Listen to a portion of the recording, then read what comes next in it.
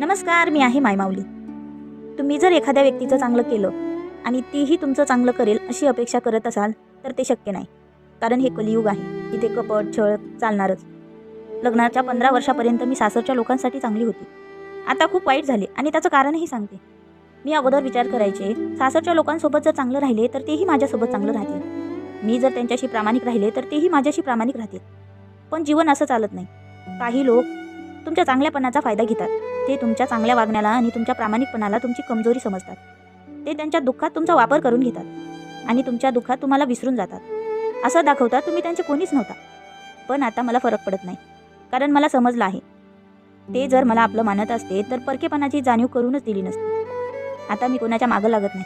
प्रत्येक गोष्टीचं कारण सांगत बसत नाही. माझं महत्त्व मी त्या लोकांना कधीच दाखवत नाही जे मला कधीच समजू शकले नाही. आता मी माझ्या पद्धतीने जगते. माझ्या आयुष्यातल्या शांततेला महत्त्व देते आणि लोकांना विचार करूनच आपलं मानते. जे मला समजून घेतात, आपलं मानतात, मी त्यांनाच महत्त्व देते आणि त्यांनाच आपलं मानते.